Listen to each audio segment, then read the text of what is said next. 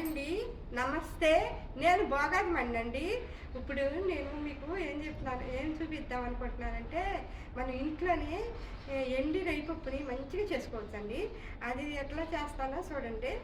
మీకు ఇష్టం అనిపిస్తే మీరు ట్రై చేయండి. అండి, నమస్తే. నేను భోగాజమండి.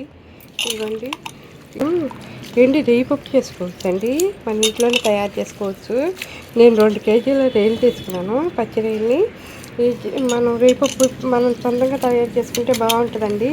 ఏం లేదు, ఉడకబెట్టి చక్కగా ఎండలో పోసుకుంటే మంచిగా దాన్ని నలిపేస్తే మంచిగా రేయిపప్పు అయిపోద్దండి. ఇట్లా కడిగేసి నీళ్ళు ఇట్లా పార వచ్చేసి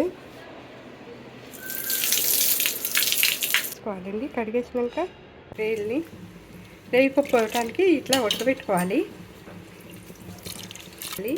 నీళ్ళు కాగనిచ్చి ఇట్లా వేసేసుకున్నాం అనుకోండి.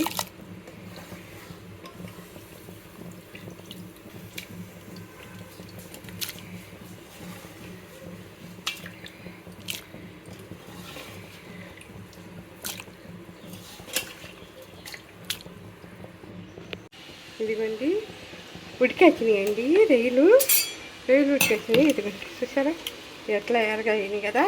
మనకు అయిపోయినట్టేనండి. ఇప్పుడు తీసి గిన్నెలో పోయాలి.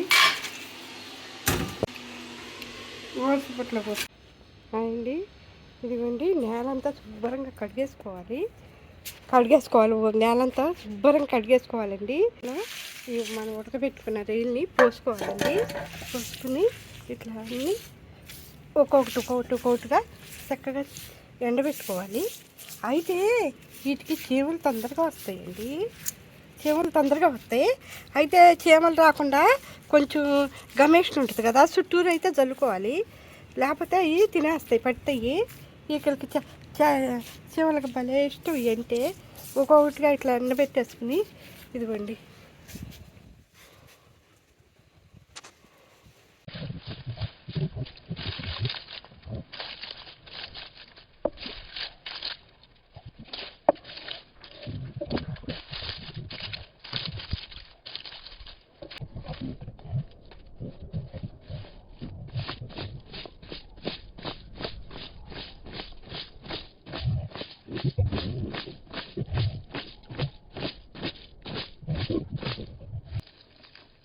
ఇదిగోండి, ఎండు రొయ్యలు రెడీ అయిపోయినాయి. ఫస్ట్ నేను ఎట్లా చేశాననేది కూడా చెప్పేస్తాను. మార్కెట్ నుంచి రొయ్యలు తెచ్చుకున్నానండి. పచ్చి రొయ్యలు తెచ్చుకుని కడిగేసి చక్కగా ఉడకబెట్టేసుకోవాలి. నీళ్ళు వేసి కొంచెం నీళ్ళు వేసేసి ఉడకబెట్టేసుకుని వడబొట్లో వడపోసుకుని చక్కగా పైన కానీ మీకు ఎక్కడుంటే అక్కడ ప్లేస్ ఎక్కడుంటే అక్కడ మంచిగా కడిగేసుకుని కింద నేల మీదే పోసేసుకోవచ్చండి. నేల మీద పోసేసుకున్నాక మనం ఎండిపోద్ది. ఒక్క రోజుగా చాలు ఎండిపోద్ది. ఎండిపోయినాక మనం అప్పడాలు కానీ మరి లేకపోతే గాజు సీసాలు ఉంటాయి కదా పొడవుగా, ఆ సీసా కానీ తీసుకుని స్మూత్గా ఇట్లా రుద్దాలి.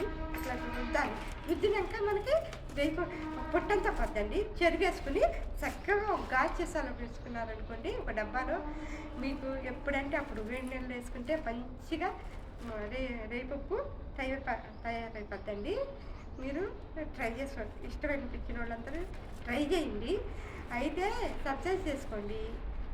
బాగుందా లేదా అని కామెంట్ చేయండి. మళ్ళీ గంట కొట్టండి.